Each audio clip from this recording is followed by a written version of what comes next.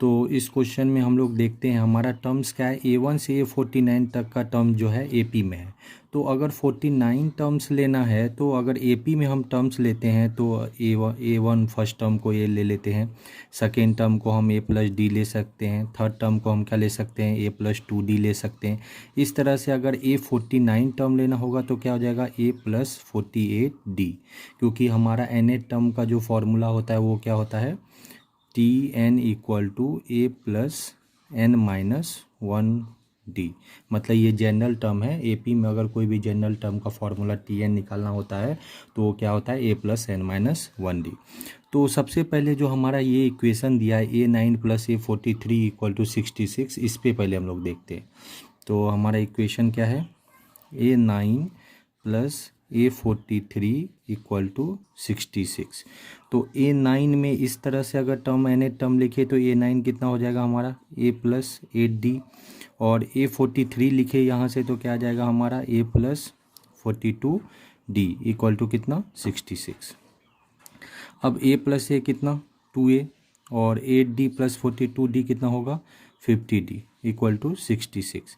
यहाँ से 2 कॉमन कर ले, ठीक है, और इधर इक्वल कर दे तो कितना आ जाएगा 33। तो यहाँ से हमारा इक्वेशन क्या आ गया A+25D इक्वल टू 33। इसको इक्वेशन नंबर 1 मान लेते हैं। दूसरा जो हमारा टर्म दिया है वो टर्म क्या है सिग्मा k इक्वल टू 0 से लेके 12 तक, और यहाँ पे आर्गूमेंट में क्या है A4k + 1 इक्वल टू 416। ठीक है, इसको सॉल्व करते हैं। k का वैल्यू यहाँ पे 0 रखेंगे तो कितना आएगा A1। अगर हम k का वैल्यू 1 रखेंगे तो कितना आएगा यहाँ पे 5, मतलब A5।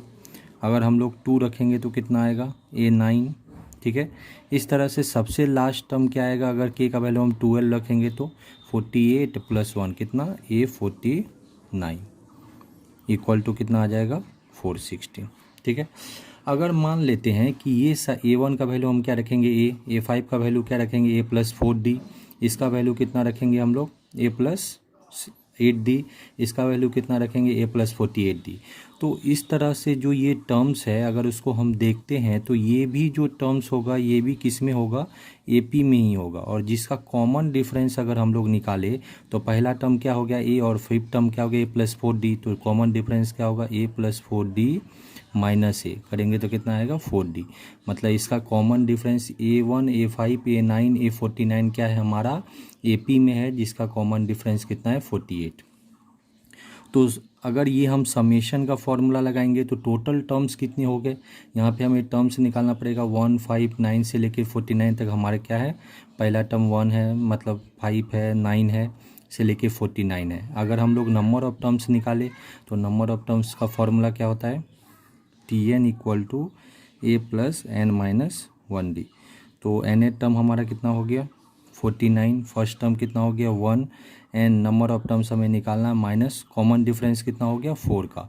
तो यहाँ से सॉल्व करेंगे 49 - 1 कितना 48, और 48/4 कितना आएगा 12 इक्वल टू n-1 -1 इधर आएगा तो n का वैल्यू कितना हो जाएगा हमारा 13। तो टोटल नंबर ऑफ टर्म्स हमारे कितने हो गए 13। अब यहाँ पे इसको इक्वेशन को 1 मान लेते हैं, इसी को आगे सॉल्व करते हैं।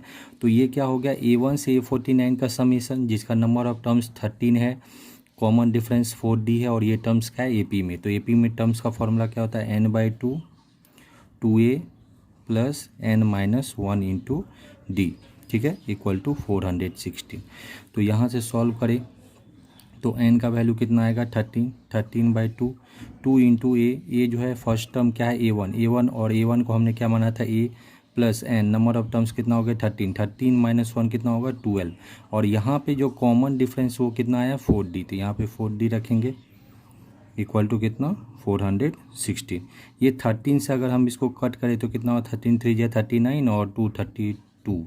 ठीक है, अगर ये 2 से हम कट करने वाले तो कितना होगा 6।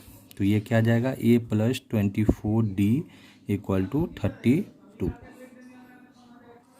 तो इसको इक्वेशन नंबर हम लोग 2 मान लेते हैं। अब हमारे पास दो इक्वेशन है A और D में, दो इक्वेशन है A और D में। पहला इक्वेशन क्या है A+25D इक्वल टू 33। A और D में दूसरा इक्वेशन क्या है A+24D इक्वल टू 32। अब इन दोनों इक्वेशन को हम लोग सॉल्व करते हैं। पहला इक्वेशन क्या है ए प्लस 25 डी इक्वल टू 33। दूसरा इक्वेशन क्या है, इक्वल टू 32। दोनों को सॉल्व करते हैं, दोनों को क्या करते हैं, माइनस करते हैं, ये कैंसिल होगा, ये कितना बच जाएगा डी, इधर कितना बच जाएगा 1, मतलब कॉमन डिफरेंस कितना हो गया 1। अब डी का वैल्यू किसी भी एक इक्वेशन में रखते हैं, पहला इक्वेशन में ही आ जाते हैं, क्या है ए प्लस 25 डी, डी का वैल्यू कितना 1 इक्वल टू कितना 33, तो ए इक्वल टू कितना 33 माइनस 25, तो ये कितना आएगा 8, मतलब ए का वैल्यू कितना आ गया 8। तो हमारा जो ए पी था उसमें कॉमन डिफरेंस कितना हो गया 1 और फर्स्ट टर्म कितना हो गया 8। तो इस तरह से हमारा जो फर्स्ट टर्म आया ए इक्वल टू कितना आ गया 8 आ गया, ठीक है, और कॉमन डिफरेंस कितना आ गया 1। तो हमारा जो एपी है वो एपी में जो सीक्वेंस है वो क्या क्या हो जाएगा, पहला 8, दूसरा 9, तीसरा 10, फिर कितना 11, इस तरह करके हमारे टर्म्स आएंगे, ठीक है। तो क्वेश्चन जो बोल रहा था, अब क्वेश्चन में आ जाते हैं। हमारा क्वेश्चन में वैल्यू किसका निकालना है, A1 square, A2 square, A3 square से लेके कहाँ तक का A17 स्क्वायर। स्क्वायर ये किसके इक्वल दिया है 140 m के इक्वल। तो हमें A1 कितना है 8 है, A2 कितना है 9 है, A3 कितना है 10 है, और हमें A17 निकालना है। अगर मैं यहाँ से A17 निकालूंगा मतलब T17, तो क्या होगा, T का फॉर्मूला होता है A plus n minus 1 D, तो first term 8 plus n minus 1, 17 minus 1 कितना 16 इंटू कॉमन डिफरेंस कितना 1, तो 16 प्लस 8 कितना हो जाएगा 24। तो यहाँ पे हम लोग A1 को क्या लिख सकते हैं 8 स्क्वायर, A2 को क्या लिख सकते हैं 9 स्क्वायर, A3 को कितना 10 स्क्वायर, लास्ट में हमारा A17 कितना हो जाएगा 24 स्क्वायर इक्वल टू कितना 140 m, ठीक है। अब 8 से 24 के स्क्वायर का समेशन हमें नहीं पता है, लेकिन 1 से लेके अगर 24 का स्क्वायर निकालना हो तो हम निकाल सकते हैं, हमारे पास समेशन का फॉर्मूला है।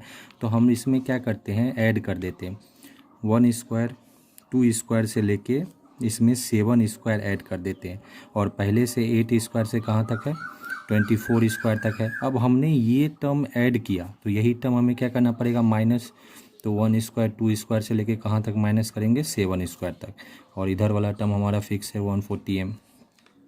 अब 1 स्क्वायर से 24 स्क्वायर तक का जो समेशन होता है उसका जो फॉर्मूला होता है क्या होता है 1 से n स्क्वायर का n into n plus 1 into 2n plus 1 divided by 6, ये फॉर्मूला आप रखते हैं।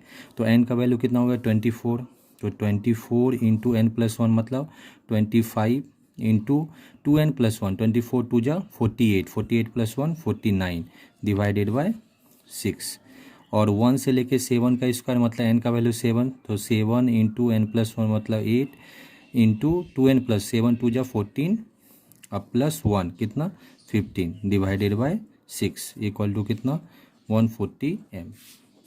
सॉल्व करते हैं, 3 2 जा 6 और ये 3 5 जा 15 और ये 2 4 जा 8, ठीक है। यहाँ से सॉल्व करें तो 6 4 जा 24, तो ये कितना हो गया 25 4 जा 100, 100 इंटू ये कितना हो गया 4900, यहाँ से 5 4 जा 20 या 20 इंटू 7 140 इक्वल टू 140 m। इसको माइनस करेंगे तो कितना हो जाएगा 4760 और इक्वल टू 140 m।